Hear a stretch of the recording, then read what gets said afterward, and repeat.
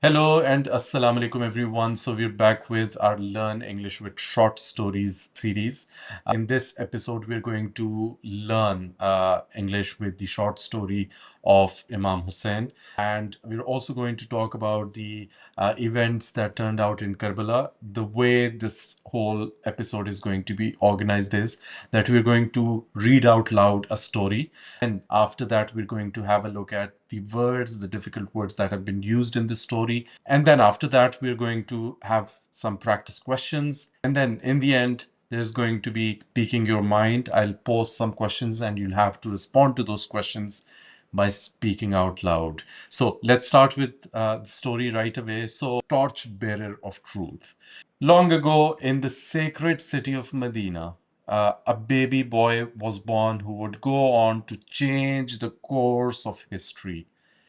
His name was Hussein, the beloved grandson of Prophet Muhammad and the son of Hazrat Ali and Hazrat Fatima Razillahu anhu. From the very beginning, there was something special about him.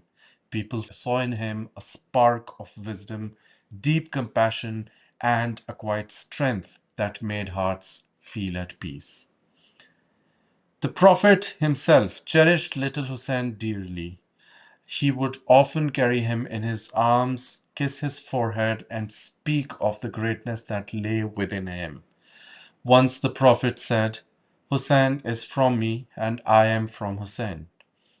These weren't just words of love, they were words that echoed a shared mission to stand for truth, justice, and the values that define the soul of Islam.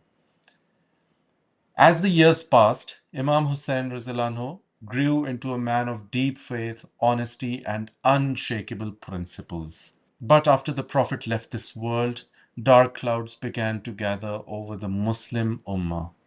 A man named Yazid came to power, a ruler known not for righteousness, but for tyranny and corruption. He demanded that Imam Hussein pledge loyalty to him. But how could a man of truth bow to justice? Hussein as-salam refused. He knew the price of standing up would be heavy, but his conscience would not allow silence. And so, in the year 680, Imam Hussein, along with his family and a small group of loyal companions, began a journey towards Kufa, seeking a place where justice could still breathe.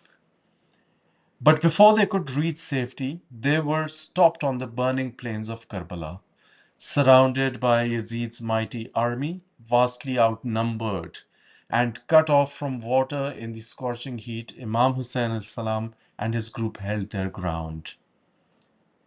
Day after day, the scorching sun burned over the land of Karbala. There was no water, no shade, only thirst, hunger, and pain.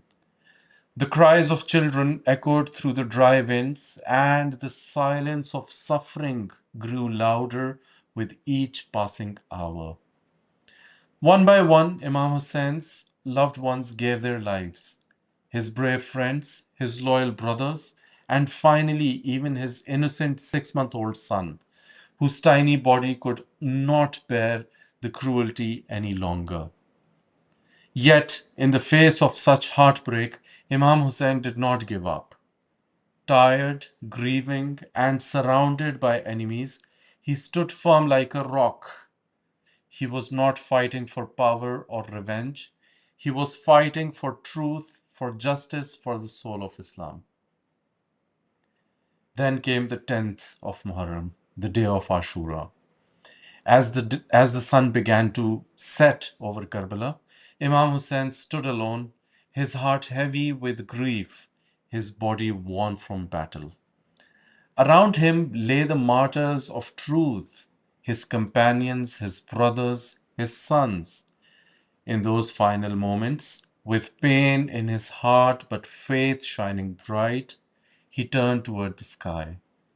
He offered his last prayer, bowed his head before Allah, and surrendered his life not in defeat but in devotion.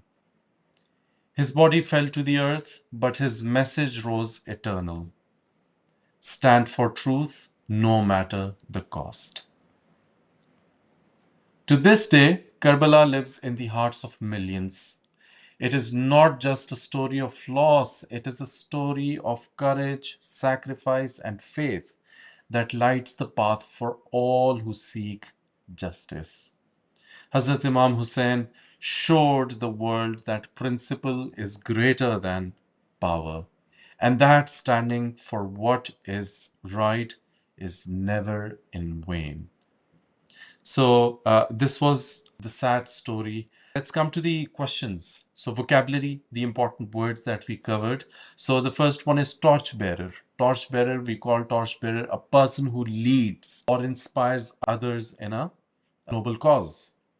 And then you have synonyms leader, pioneer, guide, inspirer, and antonyms follower, bystander, imitator. And then we have tyranny. Tyranny. So we have cruel and unfair government or rule. Oppression, dictatorship, cruelty, all of these are the synonyms of this word tyranny. And antonyms are freedom, democracy, and fairness. Unshakable, unshakable, something that can't be shaked, firm and cannot be changed or weakened.